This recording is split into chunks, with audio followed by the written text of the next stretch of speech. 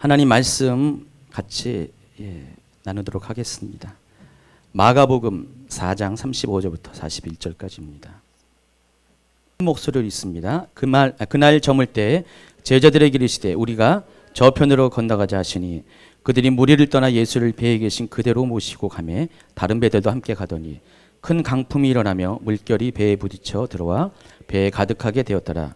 예수께서는 고물에서 베개를 베고 주무시더니 제자들이 깨우며 이르되 선생님이 우리가 죽게 된 것을 돌보지 아니하시나이까 하니 예수께서 깨어 바람을 꾸짖으시며 바다더러 이르되 잠잠하라 고요하라 하시니 바람이 그치고 아주 잔잔하여지더라. 이에 제자들에게 이르시되 어찌하여 이렇게 무서워하느냐 너희가 어찌 믿음이 없느냐 하시니 그들이 심히 두려워하여 서로 말하되 그가 누구에게 바람과 바다도 순종하였는가 하였더라. 아멘. 지난번에 선교훈련학교가 이제 지난 주간에 다 끝났는데 제가 선교사님들한테 오신 강사분들한테 또 목사님들 포함해서 들은 얘기가 주임주의 교회를 굉장히 많이 칭찬하시더라고요. 심지어 지난주에 이상 목사님 오셨잖아요. 한다고 보면 엄청 칭찬하고 가시더라고요. 들은 얘기는 모 선교사님은 어느 집회에서 여러분 혹시 교회 못 정한 분 계십니까?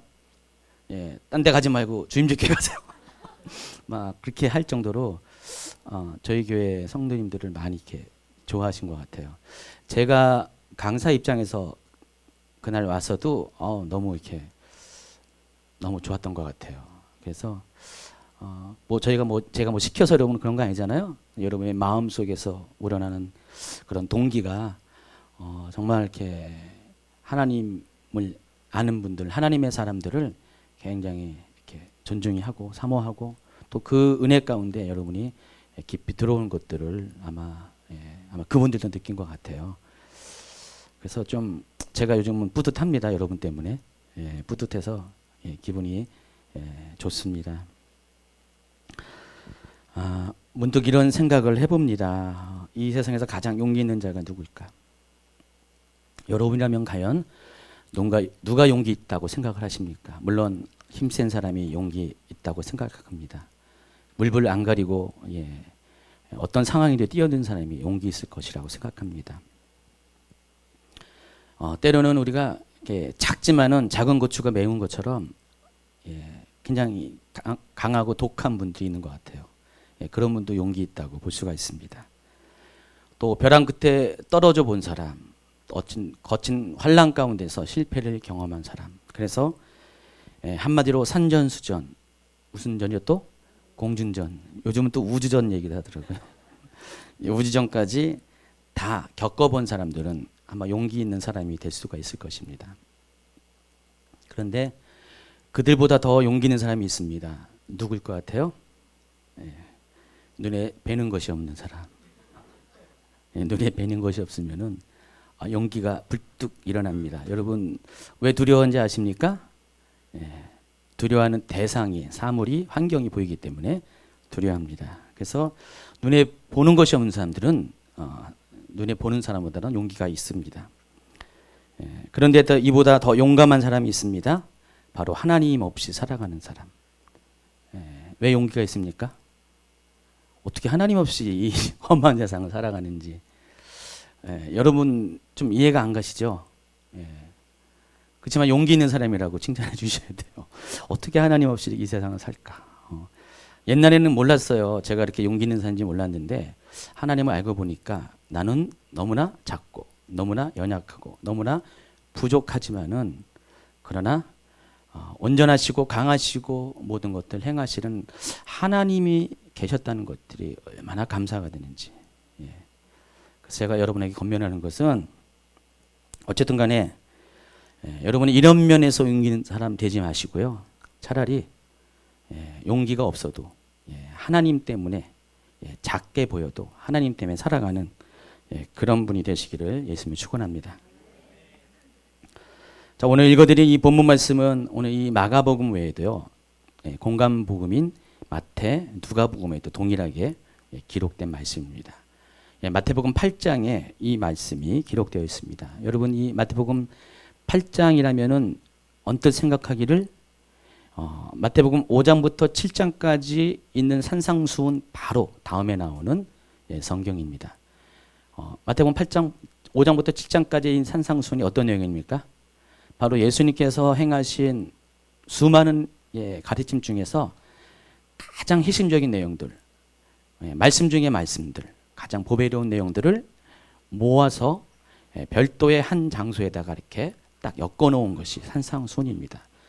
여러분, 다른 공간본과 달리 이 마태복음에는요, 시간적인 순서에 의해서 쓰여진 건 사실이지만은 어떤 주제를 말할 때는 특별히 마태복음 5장부터 7장까지인 산상수훈은 여기저기 산재된 말씀들을, 예수님의 말씀들을 이렇게 못 끌어 모은 거예요. 그래서 한 군데 편집을 한 겁니다. 그러니까 제자들을 가르치는 목적으로 그렇게 하셨다는 것입니다.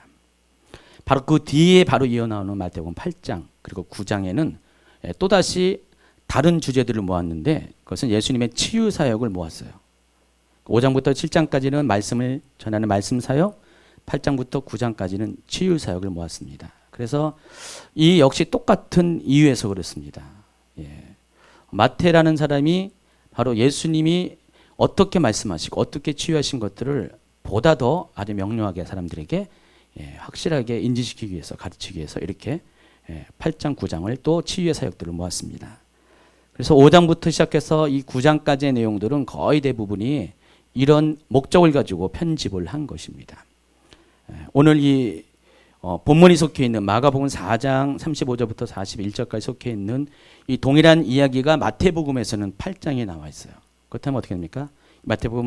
이 마가복음 4장의 35절부터 42절의 말씀은 어떤 목적으로 예수님께서 이 사건을 행한 것임을 여러분이 짐작할 수가 있습니다. 뭐 때문에요? 치유를 목적으로, 어떤 것에 대한 치유를 목적으로 이 사건이 발생했다는 것입니다. 괜히 일어난 것이 아니라, 괜히 생겨난 것이 아니라 이 사건이 일어난 배경에는 하나님이 우리 안에 있는 뭔가를 치유하시기 위해서 예수님을 통해서 이 사건을 일으키셨던 것입니다. 그것이 뭡니까? 오늘 제목에 있죠? 바로 여러분의 믿음을 치유하시기 위해서, 여러분 안에 있는 두려움을 치유하기 위해서 이 사건들이 발생했다는 것입니다.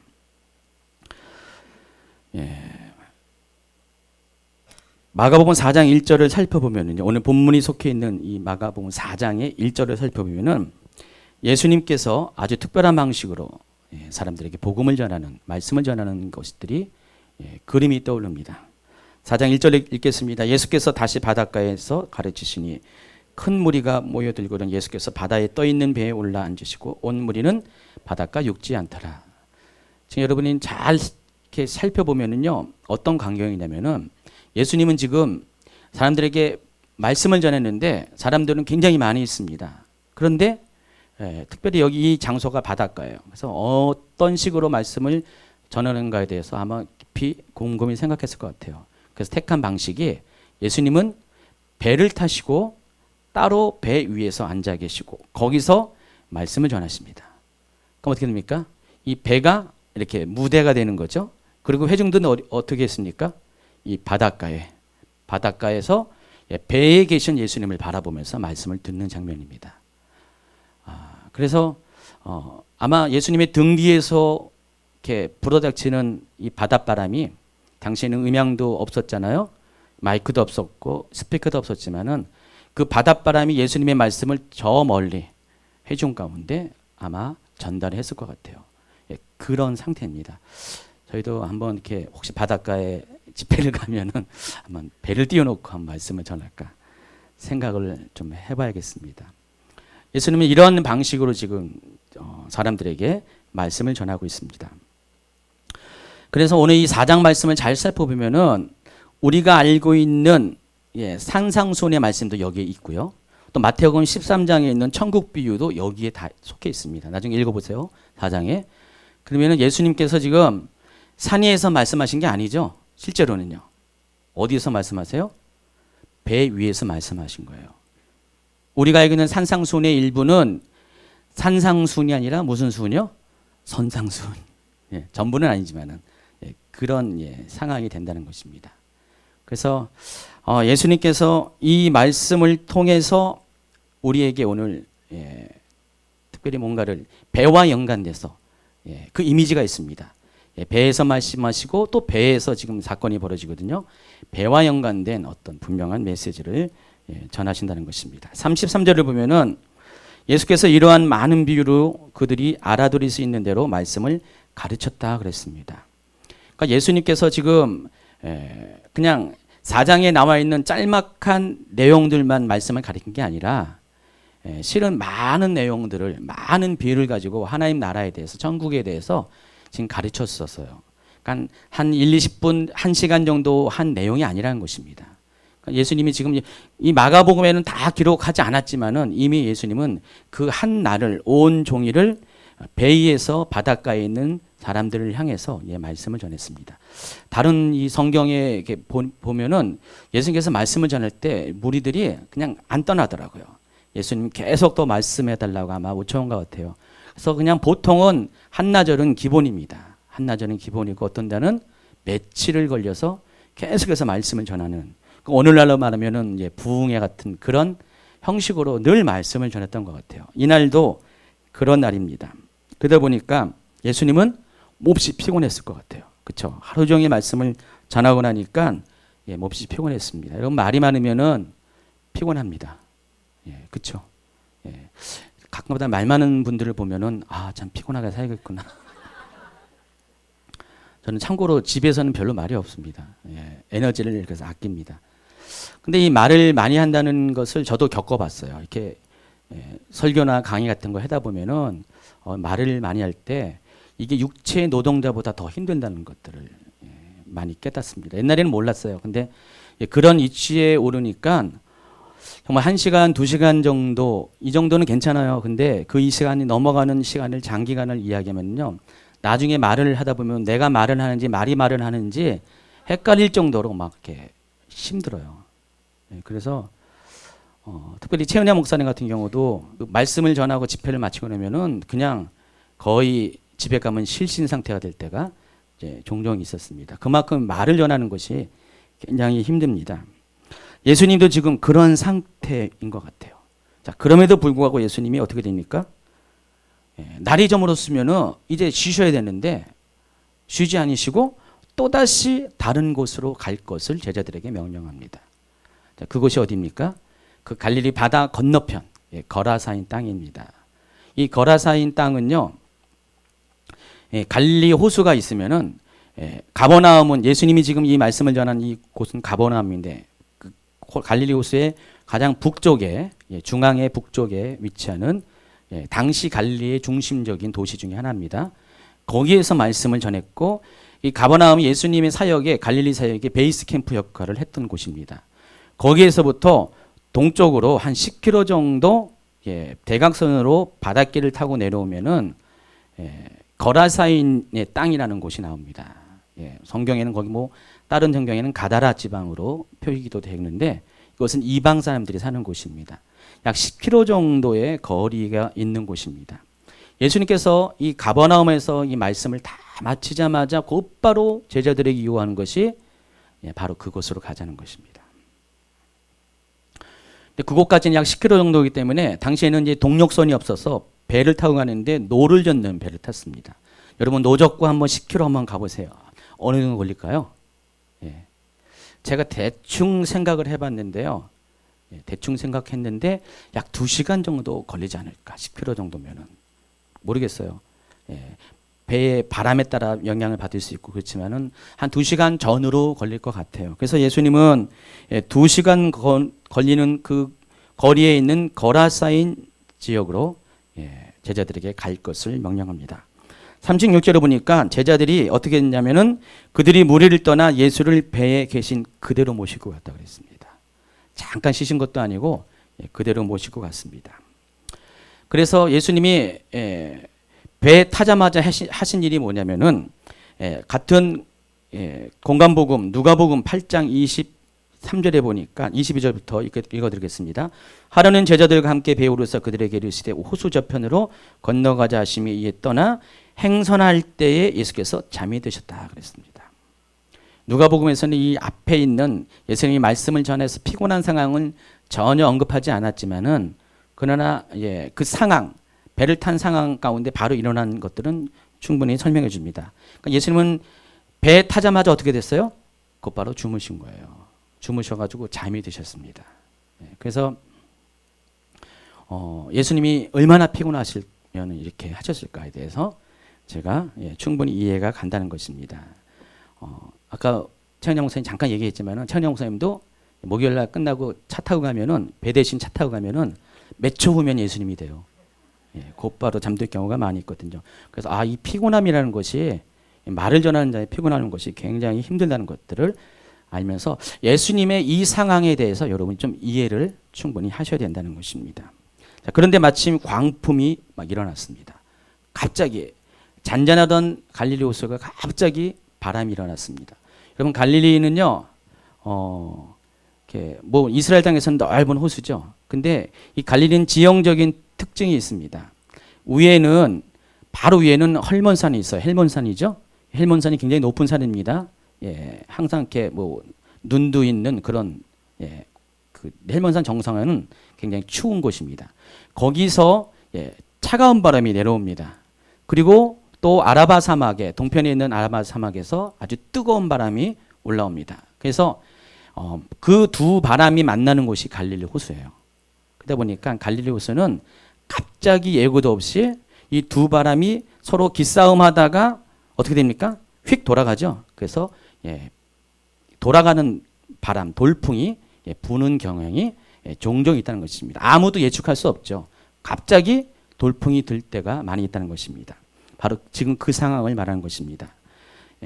좀 전까지 예수님이 주무실 때까지는 아무런 문제가 없다가 예수님이 깊이 잠이 들자마자 돌풍이 불어왔고 제자들은 그 상황 가운데 아주 몹시 당황했습니다.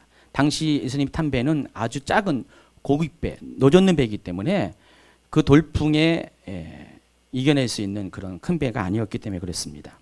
그래서 주무시고 계시는 예수님을 제자들은 급히 깨웁니다. 그리고 예수님께 따지듯이 묻습니다.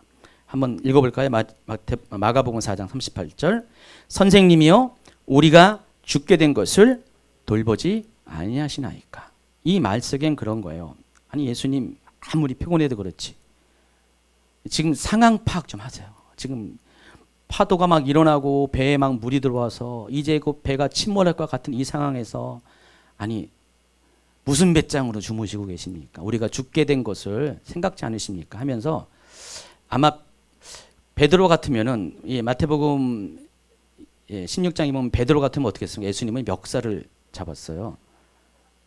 성경에 예수님 멱살을 어떻게 잡았냐? 물론 멱살을 잡았다는 표현은 없는데 거기에 예수님에 대해서 베드로가 한 행동을 보면 영어로 리부크라고 하는데 이 단어가 의미하는 것은 그거예요. 거의 멱살을 잡듯이 막 따지고 예수님한테 막 이렇게 대드는 삿대질하는 그 정도의 어감을 갖고 있는 단어입니다.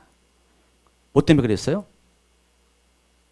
예수님께서 베드로가 실컷 뭐 이렇게 예수님에 대한 고백을 했을 때 예수님 나중에 뭐라고 했습니까? 아니 변화산 잠깐 생각이 안 나는데 예수님 뭐라고 했어요? 예수님을 따르려거든 자기를 부인하고 날마다 자기 십자가를 질 것이다. 예수님이 스스로 자신의 십자가를 지심에 대해서 갑자기 얘기하니까 어떻게 됩니까? 예수님이 베드로가 화가 난 거예요. 자기가 생각했던 그 상황이 아니라는 거죠. 자기는 지금 예수님 때문에 아주 굉장히 우쭐했고요. 굉장히 모든 것이 업되어 있는 상태에서 갑자기 예수님이 찬문을 끼얹으니까 베드로가 화가 나서 예수님의 멱살은 안 잡아도 멱살을 잡을 정도의 흥분된 상태에서 리부크했다는 것입니다. 지금 이 제자들이 예수님을 이렇게 이 배에서 만나는 상황은요, 그 정도 상황이 아니었을까 생각을 합니다. 지금 자기들의 생명이 왔다 갔다는 상황 가운데 도대체 예수님은 무슨 심보로 이렇게 편안하게 잠을 자시고 우리를 돌보지 않습니까? 예수님 도대체 우리 스승 맞아요? 하면서 그런 얘기를 한다는 것입니다. 자, 예수님에 대해서 많은 분들이 오해하는 것이 예수님이 잠이 많다, 잠탱이다, 잠꾸러기다. 아닙니다. 이 상황을 잘 보면은 예수님은 아니에요. 지금 이 상황은 예수님이 육체적으로 실제적으로 피곤했었어요. 하루 종일 말씀을 전했기 때문에 잠이 곧바로 드셨고요. 그리고 만약에 비라도 내렸으면은 아무리 예수님이라도 피곤했어도 비에 깼을 거 아니에요. 그리고 또 물이 들어와서 예수님의 계신 곳까지 물이 들어왔으면 예수님이 깼을 것이에요. 근데 예수님 그 당시는 바람은 불었지 비가 온 건 아니에요. 바람 때문에 파도가 쳐가지고 배에 물이 들어온 겁니다. 그런데 예수님이 계신 곳은 고물 쪽에 있었어요. 배 뒤편에 좀 상대적으로 높은 곳, 선원들이 휴식하고 잠을 자는 그곳에 있었어요. 그러다 보니까 이 선체 바닥 쪽에 있는 제자들과는 좀 상황이 달랐어요. 그래서 예수님이 계신 곳에는 아직 물이 안 들어왔어요. 그러다 보니까 예수님은 아마 이 정도 생각했을 것이에요. 바람 소리가 막 들었어요. 파도 소리가 막 들었어요. 그리고 파도가 치니까 파도가 치는구나, 바람이 부는구나 하면서 어쨌든 간에 지금 2시간 거리를 가야 돼서 거기서 또다시 말씀을 전해야 되는 상황이기 때문에 그냥 예수님은 잠을 주무시고 계신 것인데 제자들의 입장에서는 상황이 달랐다는 것입니다. 그래서 항상 용기 있는 자는 누구라고요? 눈에 뵈는 것이 없어야 돼요. 그러니까 현실을 보니까 두려움이 있었어요. 예수님은 그런 상황 가운데서 주무시고 계셨다는 것입니다. 어떤 분들은 예수님에 대해서 또 한 가지 오해하는 것은 예수님께서 제자들에게 일부러 골탕 먹이기 위해서 이런 상황을 만드셨다는 것입니다. 예수님은 제자들을 시험하기 위해서 이런 상황을 연출하셨다는 것입니다. 물론 모든 이런 상황의 섭리는 하나님께서 관여하신 것이 맞습니다. 그러나 예수님만 피곤한 게 아니라 제자들도 피곤해요. 그렇죠? 맞습니다. 그래서 예수님이 그런 제자들을 더 힘들게 하기 위해서 이런 상황을 연출한 것도 아니고 또 마가복음 4장 39절에 보니까 예수님께서 깨어서 바람을 꾸짖으셨다 그랬어요. 만약에 이것이 맞다면은 뭐 당연히 맞는 건데 만약에 예수님의 행동이 이제 제자들을 시험하기 위한 것이라면 앞뒤가 안 맞는다는 것이죠. 그러니까 예수님은 얼마 전까지는 방금 전까지는 바다에게 바람이 불어가지고 배가 들어와가지고 물이 들어와서 배가 무너질 것처럼 침몰될 것처럼 그런 상황을 만들라 해놓고 곧바로 얼마 있다가 너 왜 그랬냐 하면서 바람한테 꾸짖는 것은 좀 앞뒤가 안 맞는 행동이라는 것입니다. 그러니까 결론적으로 그렇습니다. 이 상황도 예수님이 의도한 것이 아니라 자연적인 현상 가운데 일어나는 그런 사건이라는 것입니다. 그래서 여러분 예수님을 좀 속 좁은 분으로 오해해서는 안 되고요. 이 상황은 하나님의 섭리 가운데 일어난 사건입니다. 어쨌든 제자들은 급박했습니다.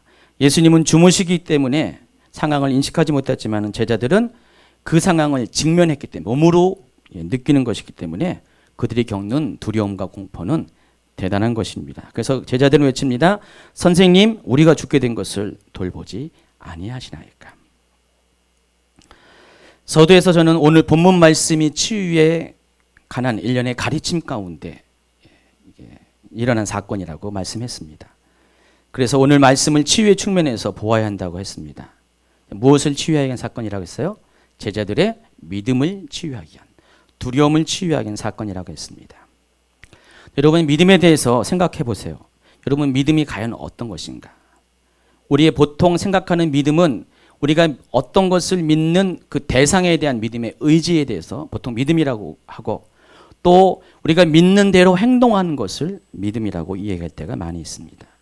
그런데 그보다 앞서는 것이 있어요. 믿음에 대해서 설명할 때 앞서는 것이 뭐냐면은 믿음이란 뭡니까? 신뢰의 관계를 말한 것입니다. 40절 말씀을 한번 다시 읽어보겠습니다. 이에 제자들에게 이르시되 어찌하여 이렇게 무서워하느냐? 너희가 어찌 믿음이 없느냐? 자, 이것을 다른 번역으로 한번 읽어보겠습니다. 현대 성경입니다. 예수께서 제자들 꾸짖으셨다. 왜 그렇게도 겁이 많으냐? 아직도 나를 믿지 못하느냐?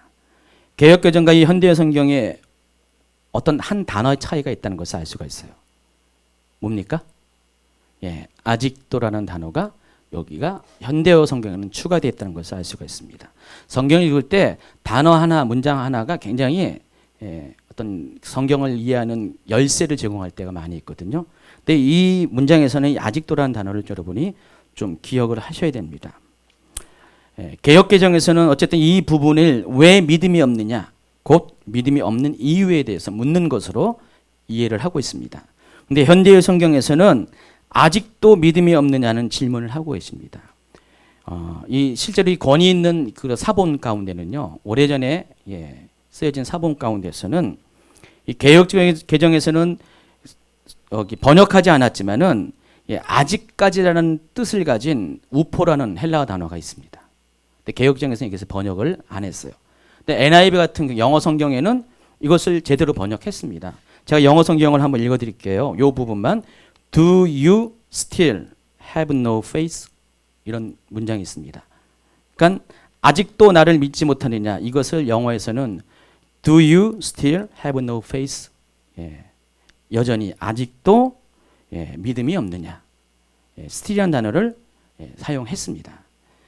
그렇기 때문에 예수님께서 지금 이 장면에서 우리는 제자들이 믿음이 있고 없고에 관해서 예수님께서 그것을 지적한다고 여지껏 생각을 했는데, 예수님이 지금 지적하는 그것은 제자들이 믿음이 없다는 것을 말하시는 것이 아니라 어떻게 해서 아직도 나를 신뢰하지 못하느냐, 어떻게 아직도 나를 이해하지 못하느냐, 어떻게 아직도 내가 누구인지를 모르느냐, 그 얘기를 하는 것입니다. 한마디로 말해서 섭섭하다는 것이죠.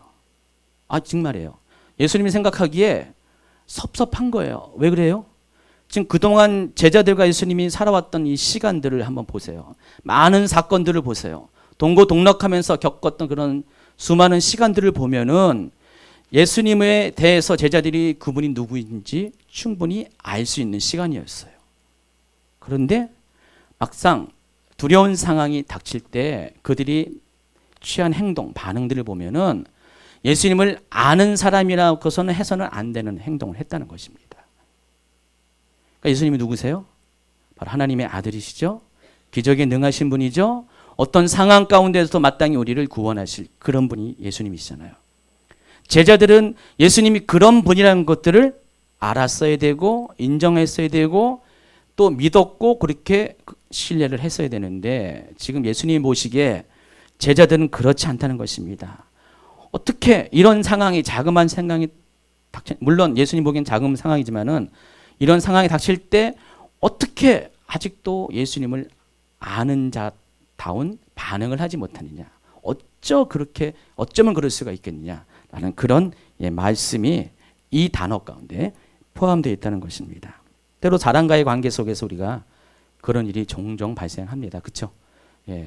나는 저 사람을 정말 많이 알고 많이 신뢰하고 정말 믿고 있었는데 어느 사건이 딱 터질 때 어떻게 됩니까? 가장 섭섭한 게 그거예요. 특별히 여자분이 남편분들에게 섭섭한 게 그렇죠. 나는 남편을 정말 신뢰했고 남편이 나의 모든 것을 다 안다고 생각했는데 가만히 보면 남편이 보면은 아니에요. 어떤 사건이 벌어졌어요. 다투는 사건이 됐어요. 해결이 다 됐습니다. 완료가 됐는데 남편은 입장은 그래요. 아니 다 끝났는데 왜 아직도 그러고 있냐? 아직도 삐져 있냐? 그러잖아요. 근데 여자 입장에서는 안 그렇죠.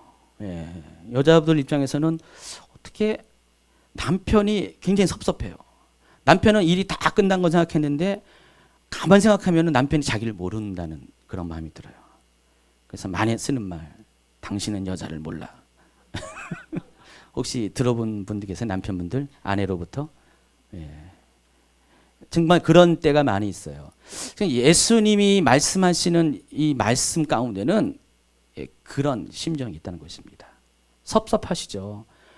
어떻게 이 많은 시간을 예수님과 동거했고 예수님에 대해서 예수님이 보여줄 거 다 보여주셨고 알 것을 다 알게 하셨는데 어떻게 어제까지 나를 모르냐. 그러니까 그 제자들이 그 상황 가운데서 믿음이 없는 행동을 취한 것이 화가 난 것이 아니라 예수님을 신뢰하지 못했다는 것, 예수님을 알아주지 못했다는 것. 바로 예수님이 함께 하시면은, 하나님이신 예수님이 함께 하시면은 이런 상황이 결코 문제가 아니라는 것들을 그들이 알아주지 못했기 때문에 마음이 너무 아프셨다는 것입니다. 믿음이라는 것은 믿는 의지의 표현, 행동에 앞서서 중요한 것이 바로 서로 신뢰하고 있다는 마음의 교감입니다. 그렇죠? 여러분 부부간도 그렇죠? 그 마음만 교감되면은 어떤 상황도 함께 할 수가 있잖아요. 근데 마음이 안 통하면은 못 믿죠. 그래서 한 번 더 생각하죠. 내가 평생을 이 남자랑 살아야 되나? 그런 생각을 하죠. 근데 마음이 딱 통하면은 아무것도 없어도 평생을 이 남자와 살 수 있는, 이 여자와 살 수 있는 그런 결정을 할 수가 있다는 것입니다. 그렇기 때문에 믿음이라는 의지와 행동보다 앞서는 것이 서로 간의 신뢰, 바로 신뢰의 관계이고, 그것으로부터 출발해서 우리가 알고 있는 믿음의 그런 의지와 행동들이 나타난다는 것입니다.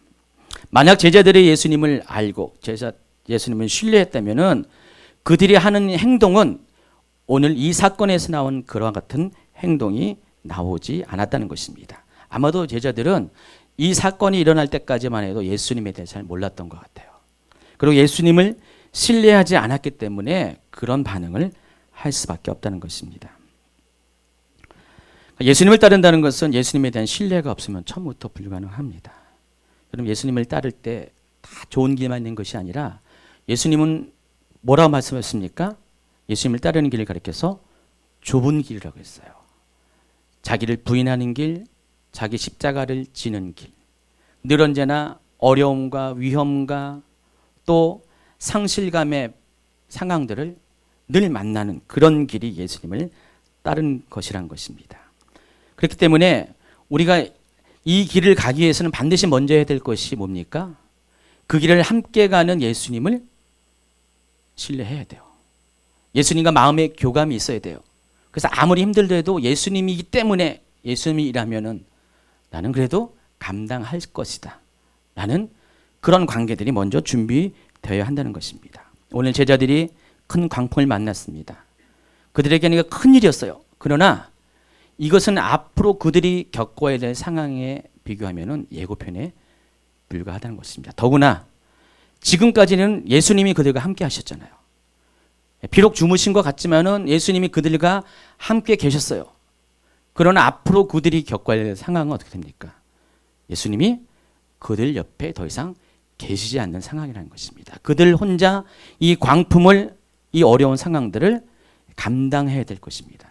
그렇기 때문에 예수님이 이 광풍 가운데서 그들에게 요구한 것은 앞으로를 위해서라도 정말 예수님과의 그런 신뢰의 관계 속에서 이런 상황 가운데 예수님이 계셨기 때문에 두려워하지 않는 모습을 원하셨다는 것입니다.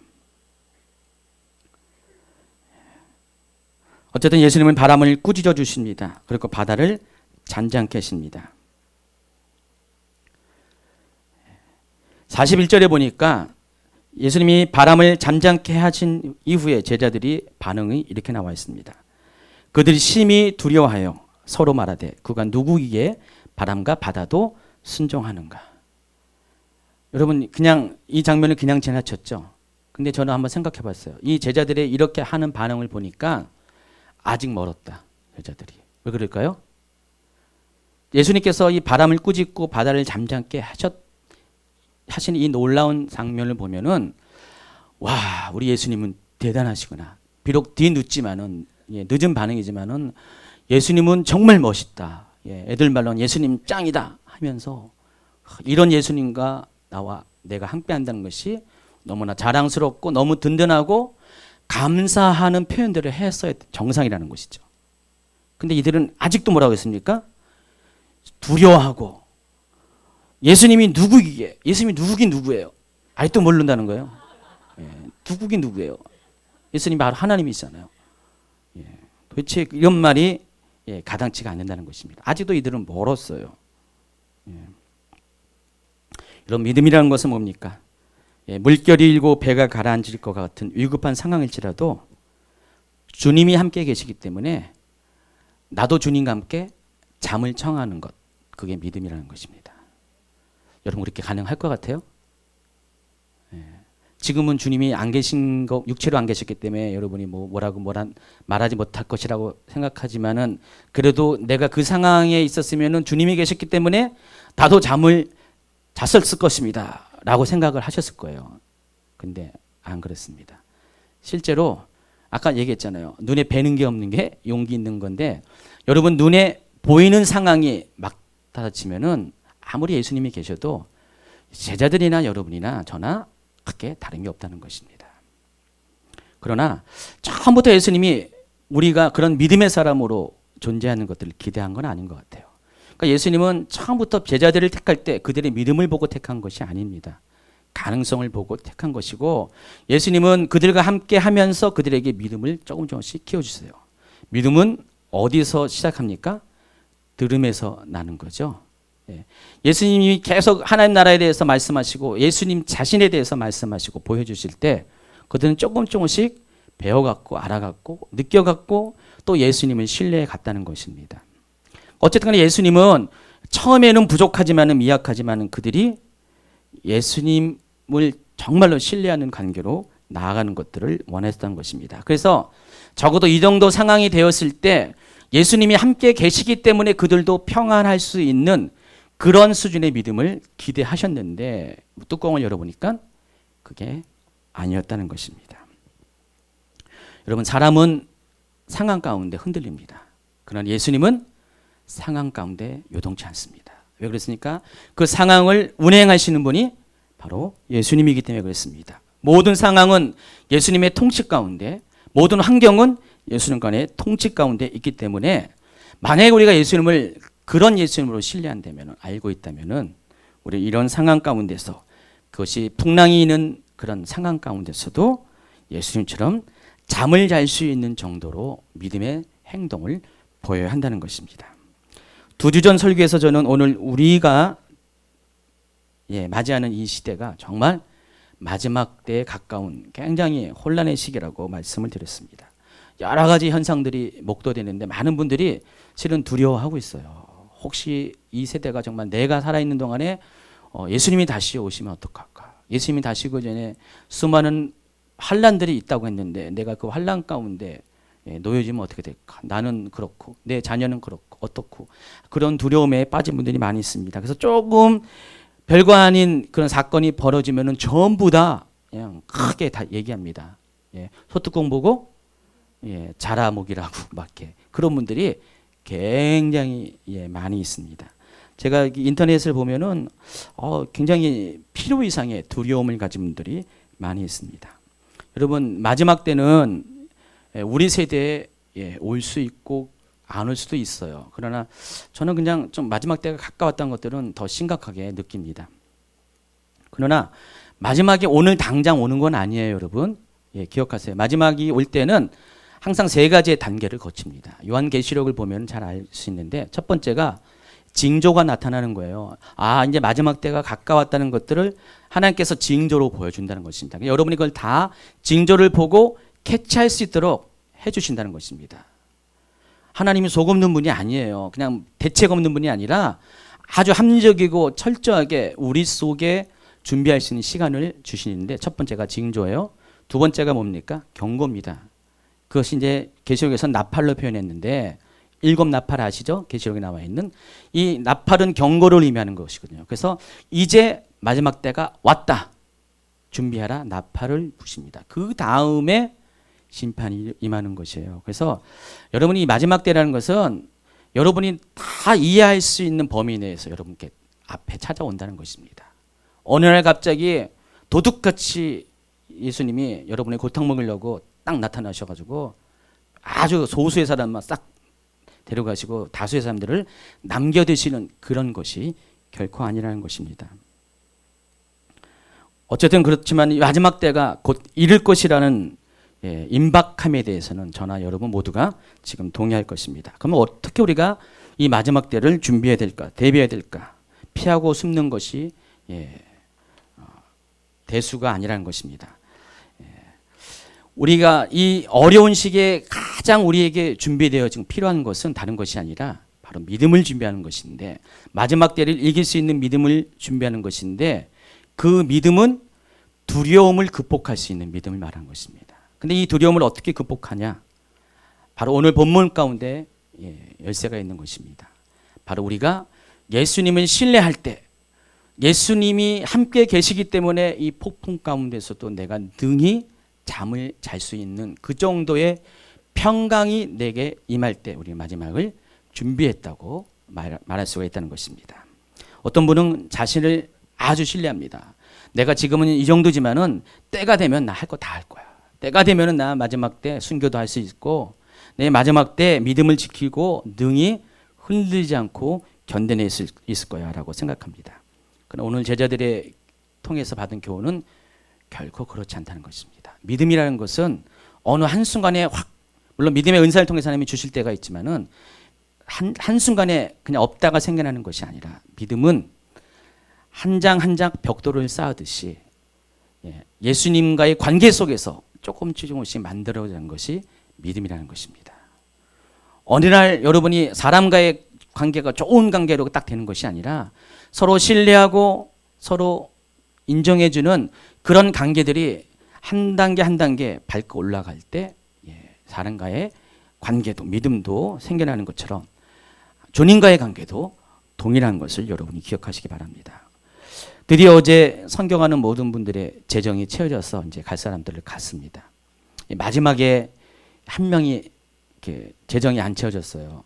그래서 우리 학생 중에 그래서 가기 전날 채워졌습니다. 그랬는데 저는 이 선교 가신 분들의 이런 상황들을 보면서 우리가 선교를 이제 막상 가지만은 선교 가기 전에 제일 먼저 해야 될 게 한 가지 있었어요. 뭐죠? 재정의 돌파를 하는 것이었어요. 실은 이 재정의 돌파가 선교만큼이나 중요했었던 것입니다. 하나님은 선교를 가서 우리가 대단한 일을 할 것이라고 우리는 기억했어요. 우리 자매들 로망이 있었죠. 선교 가면은 이럴 거다. 근데 갔더니 뭡니까?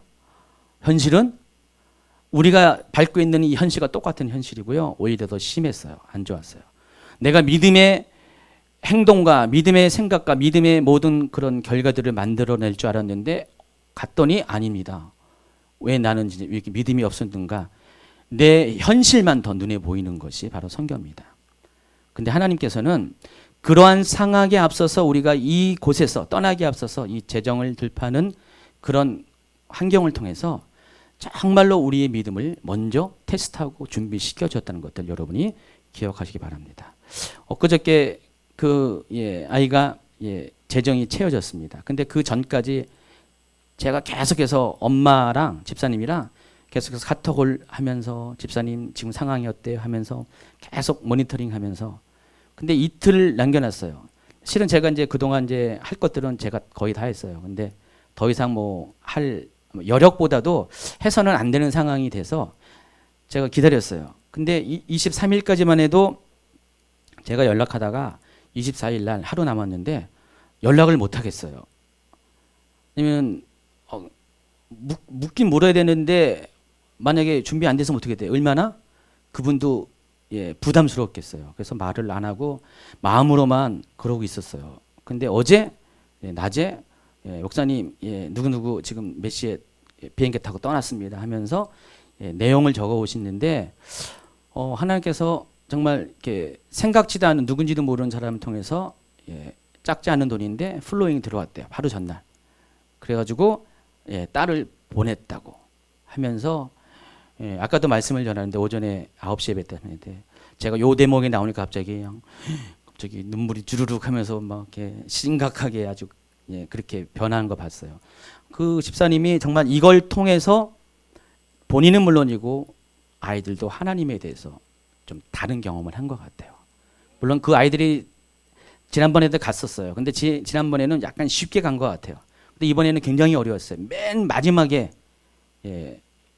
재정이 채워져서 가는 걸 통해서 하나님을 신뢰한다는 것이 정말 몸으로 겪지 않고서는 이게 이렇게 뭐라고 말할 수 없는 것임을 본인들이 증명한 것 같아요. 우리가 이런 작은 사건들, 이런 돌파해야 될 사건들이 가운데 많이 있어요. 어떤 사람은 재정의 문제 있고요. 어떤 사람은 관계 문제 있고 어떤 사람은 또 육체 질병의 문제, 수많은 문제들이 있는데 실은 이 문제들이 우리는 현실 가운데 겪고 있지만은 결론적으로 하나님은 이것을 통해서 우리의 인생에 가장 중요할 때 어쩌면 그것이 정말 모두가 경험하는 마지막 때가 된다 할지라도 그 전에 우리가 인생의 중요한 순간을 위해서 바로 하나님께서 그것을 돌파하고 그것을 뛰어넘을 수 있도록 우리로 하여금 것들을 다 믿음으로 준비하는 과정으로서 허락하신 사건들이라는 것입니다. 그러니까 우리가 그때 중요해야 돼요. 계속해서 우리가 하나님을 아는 만큼 하나님을 신뢰하는 법들을 배워야 된다는 것입니다. 물론 처음부터 우리가 믿음이 있었던 건 아니에요. 하나님을 신뢰하지 못했어요. 그러나 조금씩 과거보다는 오늘이 나아야 되고 오늘보다는 내일이 나아져서 궁극적으로는 정말 예수님이 계셨기 때문에 내가 그런 폭풍우 치는 그런 배와 같은 상황 가운데서도 예수님처럼 잠을 청할 수 있도록, 다시 말해서 내 안에 평강을 유지할 수 있는 그 정도로 내 마음이 준비가 된다면은 나는 그 믿음이 있는 거예요. 어떤 분들은요, 무슨 사건이 터지면은 긴급 기도합니다. 뭐 3일 금식하고요, 뭐 일주일 금식하고, 그냥 매일매일 뭐 3시간 나와서 부르짖으면서 막 기도합니다. 그 내용들을 보면은 다 뭡니까? 따지는 게 많잖아요. 예수님한테. 아까 그런 제자들이 그런 것처럼 어찌하여 우리를 구원하지 않습니까? 잠만 주무시고 계십니까? 베드로처럼 예수님의 멱살을 잡듯이 어찌하여 예수님 십자가를 지신다고 그런 배신 때리는 말을 하십니까? 그런 때가 많이 있었어요. 그러나 우리가 그런 상황을 만났을 때 우리가 취하는 행동은 그런 행동이 돼서는 안 된다는 것입니다. 하나님께서 이 상황을 주심을 통해서 나를 향하신 하나님의 계획들이 어떻게 진행될 것인가에 대해서 여러분 먼저 생각하시고, 그리고 그분을 신뢰해주고, 그렇기 때문에 내가 이렇게 되건 저렇게 되건 하나님이 나에게 주신 것들은 다 좋은 것이라는 것에 대한 그런 확신을 가지고 그 상황을 또 그렇게 행하시는 주님을 받아들인다는 것입니다. 그렇게 하셔야 돼요. 제가 예전에 하던 어떤 상황 가운데 그런 일을 저도 몇 번 겪었거든요.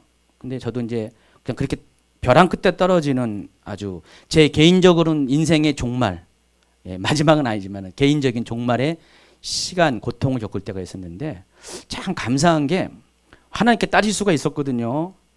사람에게 따질 수가 있었는데 참 감사한 게 하나님이 제가 뭐 이렇게 그렇다고 해서 뭐 그냥 빡 부르짖어가지고 막 몇 시간을 뭐 밤새서 기도한 것도 아니고 금식한 것도 아닌데 그냥 평강 가운데 교회에서 기도하는데 하나님이 너무 감사한 거, 하나님한테 이 상황이 감사하고 너무나 고맙고 그동안 내가 믿음으로 행하지 못했던 거, 믿고 있다고 했지만은 실제로 믿음이 없었다는 것에 대해서 회개하면서 저는 그걸 갖고 회개의 예물과 감사의 예물로 하나님께 드렸어요. 재정적으로 굉장히 바닥치는 상황인데 오히려 거꾸로 그렇게 했는데 난 그때를 기억하면은 정말 그것도 감사한 거예요. 하나님이 나를 그렇게 반응하게 하셨다는 것 자체가 엄청나게 감사한 거예요. 근데 실은 그 이후의 시간들을 쭉 보면서 여기까지 보면서 제가 아주 유별나게 하나님의 열심히 있는 것도 아닌데 그래도 하나님 앞에 이렇게 조금이나마 사용되어지는 것 중에 하나가 하나님을 그래도 그렇게 신뢰했구나, 그렇게 믿었구나, 하나님과의 그런 관계를 내 안에서 놓치지 않았다. 그것이 너무나 감사가 됩니다. 여러분 이제 말씀을 마치는데 지금 많이 힘들죠, 어렵죠. 많이 알아요. 제가 이분 저분 그분 많이 힘들다는 거. 제가 딴 거는 몰라도 전도사님한테 그런 것들은 꼬박꼬박 알려달라고 보고해달라고 그러거든요. 다 알고 있어요. 근데 때로는 제가 나설 때도 있고요, 잠잠히 기다릴 때가 있는데 제 마음도 그런데 주님의 마음은 어떨까? 주님도 막 나서고 싶어 하실 것이에요. 주님도 뭔가 개입하고 싶을 텐데 좀 기다리고 계시는 이유가 뭐냐? 주님은 어떤 사건을 해결함으로 해서 급한 불을 꺼주는 것보다도 주님이 원하시는 것은 그걸 통해서 보다 더 친밀한 주님과의 관계를 만들어가기를 원하실 때가 많이 있다는 것입니다. 그리고 주님의 마음을 우리가 좀 이렇게 조금만 이해한다면은 여러분이 닥친 상황은 실은 오늘 이 돌풍을 만난, 광풍을 만난 제자들의 상황과 유사하지만은 그러면 반응은 달라질 수가 있다는 것입니다. 어찌하여 하나님 나에게 이런 시련을 주십니까? 이것이 아니라 감사합니다 주님, 나를 사랑하시기 때문에 나를 깨우치기 위해서 나로 하여금 돌이키기 위해서 내 삶에 주님께로 향한 전환을 주시기 위해서 나에게 이런 조그만 연단을 주시고 환경을 주신 것을 정말 감사합니다. 한번 그렇게 한번 반응해 보세요. 그럼 하나님이 놀랍게 여러분 열어가십니다. 처음에는 좀 약간 지체되는 경향도 있을 수가 있어요. 저도 그랬으니까. 저는 한 20년은 그랬어요. 그런데 하나님과의 신뢰관계가 딱 되고 나니까 그때부터는요 진짜 힘든 일이 없어요. 정말. 물론 힘든 상황은 늘 있었어요. 근데 그게 전혀 힘든 일로 느껴지지 않았고, 그리고 그 상황을 주님이 저보다 먼저 알아서 헤쳐가시는 것. 제가 기도 많이 안 해도 3일 금식 안 해도 하나님이 헤쳐나가신 것들을 정말 수없이 많이 경험했습니다. 여러분, 우리가 이렇게 준비되어야 돼요. 왜냐면은 우리가 앞으로 겪어야 될 상황은 제자들의 경우처럼 지금보다 더 나은 거 아니에요. 가면 갈수록 힘들어지고 어렵습니다. 여러분, 제가 이것은 예언하는데 여러분 앞으로 여러분이 가는 길이 확 열리는 게 아니라 어쩌면 더 힘들 수가 있어요. 정말 이 마지막으로 점점 가면 갈수록 세상은 점점 악해지고요. 여러분이 설 곳이 점점 없어집니다. 어떤 분들은 심하게 이 크리스찬들은 전부 다 지하 속에 숨어야 될 상황, 모든 사람부터 메타적으로 이렇게 취하는 그런 상황 가운데 반드시 올 것이라고 그렇게 얘기합니다. 여러분, 그때를 어떻게 이겨냅니까? 지금부터 여러분이 믿음이 없으면 안 됩니다. 지금부터 주님을 신뢰하는 그런 연습이 안 되면은 그거 안 됩니다. 안에서 새는 바가지가 밖에서 샌다 그랬습니다. 여러분 한번 여러분 자신의 삶을 돌아봐서 혹시 어느 곳이 새고 있는가, 어느 곳에 주님과 나의 관계에 틈이 있는가를 점검하시고요. 틈을 메꿔 주시기 바랍니다. 하나님과의 관계 모든 그런 깨어진 것들을 메꿔서 정말 주님을 신뢰하고 또 신뢰하시는 여러분이 되길 바랍니다. 하나님이 그렇기 때문에 여러분이 주는 이 연단들은요, 그것을 발견하기 위해서 테스트하는 것이에요. 힘든 것들은 이게 나한테 문제가 있던 것들을 깨닫게 위해서 잠시 허락하신 주님의 또 다른 사랑의 표현이라는 것을 기억하시고요. 잘 이겨내기 바랍니다. 믿음은 두려움을 잠잠케 합니다. 그러기에 아무리 거센 폭풍 가운데서 여러분 지킬 수가 있습니다. 혹 이 자리에서 인생의 폭풍을 만나서 두려움에 떠는 자 있습니까? 그것 때문에 주님 앞에 지금 막 애걸복걸하는 사람이 있습니까? 주님을 원망하는 사람이 있습니까? 아닙니다. 그 모든 거 내려놓고요, 제자들의 실패를 따라하지 말고요, 여러분은 지금 주님을 신뢰하시기 바랍니다. 주님을 놓치지 마시기 바랍니다. 오히려 주님처럼 여러분도 담대히 다 내려놓고 함께 잠을 청할 수 있는 그런 분이 되기를 예수님이 축원합니다. 우리가 이 찬양을 하면서 시간이 늦었지만은 바로 그런 마음들을 예수님 앞에 고백하기 바랍니다. 하나님, 나를 품어 주시옵소서. 주님 안에 나를 거하게 하셔서 주님의 능력의 팔로 나로 덮으셔서 거친 파도 날 향해 온다 할지라도 주와 함께 날아오는 내가 되길 원합니다. 여러분, 찬양하실 분 찬양하시고 또 기도하실 분은 기도하시기 바랍니다. 주품에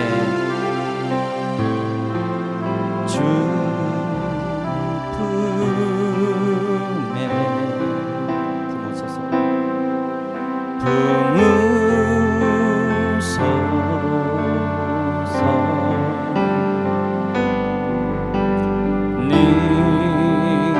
능력에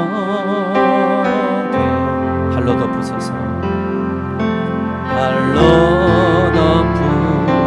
덮으소서.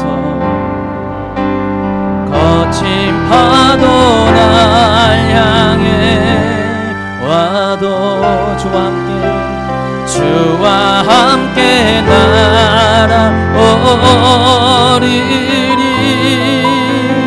폭풍 가운데 나의 영혼 잠잠하게 주 보리라. 2절 찬양합니다.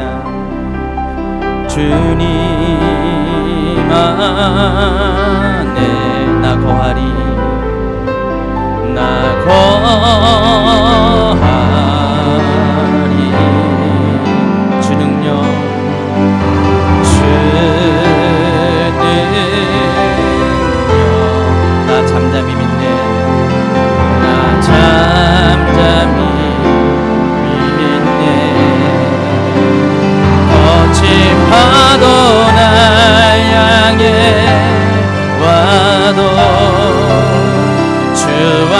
함께 날아오리리. 폭풍 가운데 나의 영혼 잠잠하게 주보리나. 거친 파도 날 향해 와도 주와 함께 날아오리리. 폭풍 가운데 나의 영혼